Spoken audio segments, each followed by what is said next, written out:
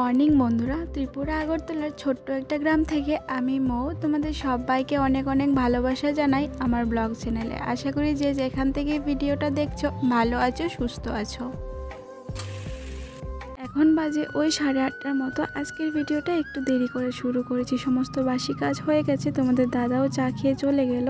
তো এখন কিন্তু মেয়েকে নিয়ে চলবে আমার সারাদিনের যুদ্ধ। তো এখন কিন্তু তাড়াতাড়ি করে এসে বসিয়ে দিলাম রান্নাটা। সবার আগে কিন্তু আমার রান্নাটাই সবচেয়ে বড় কাজ, তোমরা তো জানোই।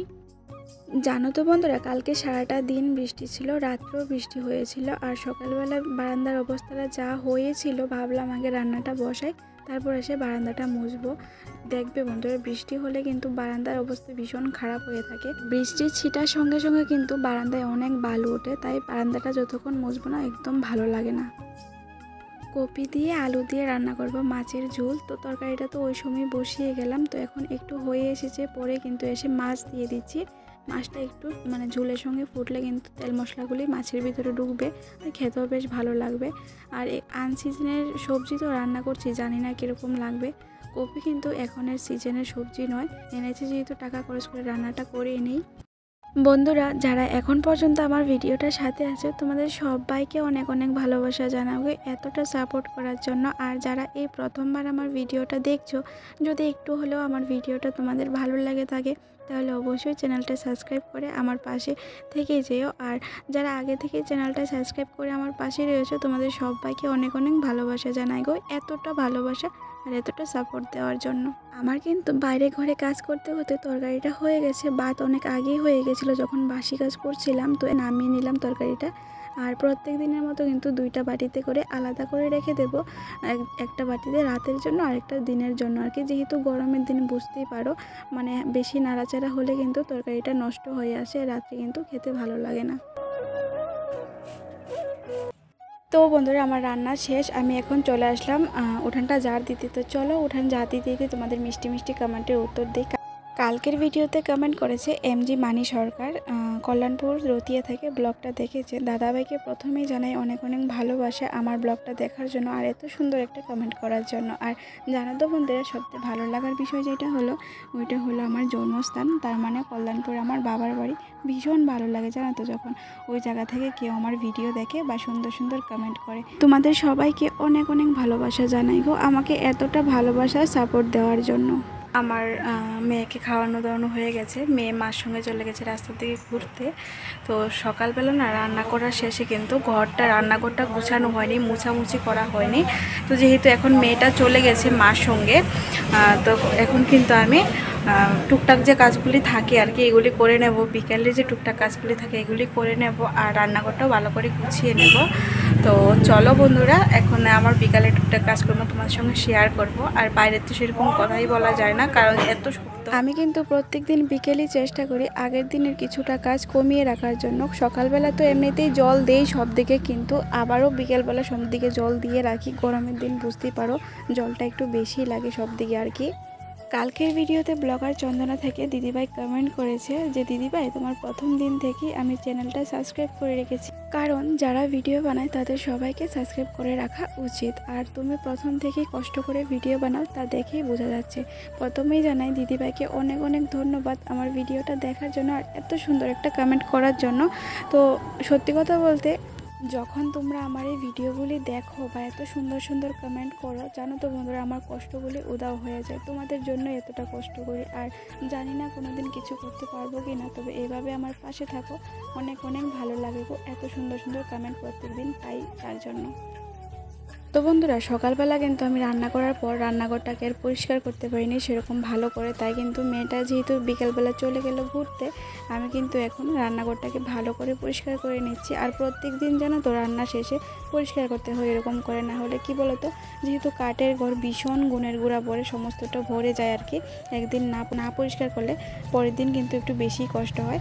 তাই কিন্তু প্রত্যেক দিনের যদি রান্না শেষে একটু একটু করে পরিষ্কার করে রাখি, তাহলে কিন্তু বেশ ভালো লাগে দেখতে আর পরিষ্কার পরিচ্ছন্ন থাকে।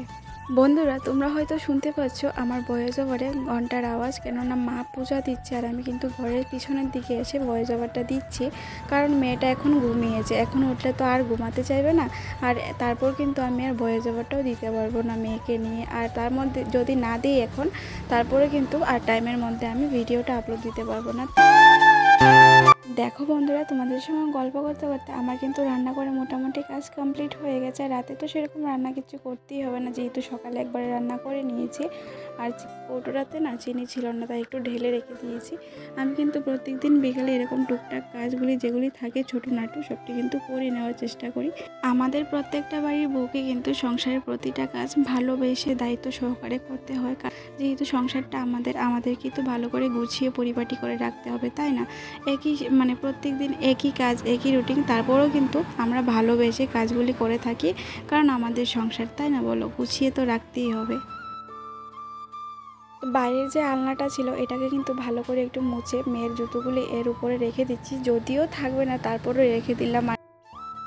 কালকে যে নতুন বেড কাভারটা ধুয়ে দিয়েছিলাম সেটাকে কিন্তু আর গুছানো হয়নি, আর আজকে কিন্তু যেহেতু সময় আছে গুছিয়ে নিচ্ছি, এটাকে আর বিছাবো না। এত শখের কষ্ট করে কিনা বেড কাভারটা যদি বিছিয়ে নষ্ট হয়ে যায় এত তাড়াতাড়ি ভীষণ খারাপ লাগবে। আর যতদিন না মেয়ের হিসু করা বন্ধ হবে ততদিন কিন্তু আমি এই ভালো ভালো বেড কাভারগুলি বিছাবো না, জানো তো। বন্ধুরা চলে আসলাম এখন রান্নাঘরে সন্ধেবেলা, কারণ দুপুরের তরকারি তো আছে। তোমাদের দাদা বলছিল যে এই তরকারি দিয়ে খেতে ভালো লাগে না, বারবার একই আর কি তরকারি, তো তুমি যদি পারো একটু ডিমের অমলেট করে দাও। সেই জন্য কিন্তু এসে আবার ডিমের অমলেট করছি, আর তার পাশে কিন্তু বসিয়ে দিয়েছি দুধটা আর কি, যেহেতু দুপুরবেলা একবার গরম করেছি, এখন আবার গরম করলে ভালো থাকবে আর কি, পরের দিন আর নষ্ট হবে না।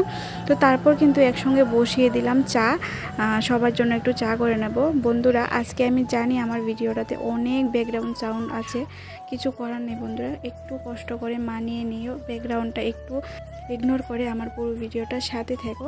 তো এই যে আমাদের ছিল গোলা রুটি আর চা সন্ধ্যের টিফিন। এখন বাজে রাত্র 9:30। আমাদের কিন্তু রাতের খাওয়া দাওয়া সবার হয়ে গেছে, সেটা আর শেয়ার করলাম না, কারণ মা আছে, আর তারপর তোমাদের তাদের সামনে ভিডিও করলে ক্যামেরা অন করলে যা তা অবস্থা আর কি, সঙ্গে সঙ্গে মোবাইলটা নিয়ে নেয়, সেজন্য সেরকম কিছু আর শেয়ার করতে পারলাম না। তো এখন এসেছিলাম বিছানাটা ঝাড়তে, আর আমার মেয়েটা কিন্তু বিছানা যে ঝাড়ুটা আছে ওটাকে কিন্তু খুলে ফেলেছিল, আর আমি কিন্তু আবার ভালো করে বেঁধে কিন্তু বিছানাটা ঝেড়ে নিলাম। আর যেহেতু গরমের দিন পোকামাকড় কিন্তু অনেকটাই আসে, মশারি না টাঙালে কিন্তু হয়ই না, যেহেতু বাচ্চা আছে ঘরে, তো মশারিটাও কিন্তু লাগিয়ে নিচ্ছি। জানো তো বন্ধুরা, আজকের ভয়েস ওভারটা দিতে যে এতটা কষ্ট হয়েছে আমার, কি আর বলবো, কতবার যে কষ্ট করে একটু একটু করে ভয়েস ওভারটা দিয়েছি। আসলে কি বলতো, বাড়িতে ছিল কয়েকজন মানুষ, আর মানুষ থাকলে তো অবশ্যই কাজ চেঁচামেচি একটু বেশিই থাকবে, আর তারপর কিন্তু মেয়েটাকে নিয়ে কিন্তু আর দেওয়া হয় না। আর তার মধ্যে তো বাড়ির বাইরে যে ব্যাকগ্রাউন্ডগুলি আছে, রাস্তার যে গাড়ি ঘোড়ার শব্দ, সব মিলিয়ে আজকে ভীষণ কষ্ট হয়েছে ভয়েস ওভারটা দিতে। তো জানি না বন্ধুরা ভিডিওটা আজকের কীরকম হবে আর কি, অনুরোধ করব ব্যাকগ্রাউন্ডটা ইগনোর করে পুরো ভিডিওটার সাথে থেকে আমার ভিডিওটা কীরকম লেগেছে জানানোর জন্য। তো চলো বন্ধুরা আজকের ভিডিওটা এখানেই শেষ করি, দেখা হবে নতুন কোনো ভিডিওর সাথে। ততক্ষণ তোমরা সবাই অনেক ভালো থাকো, সুস্থ থাকো, সাবধানে থাকো, আর একে অপরের পাশে থাকো। টাটা।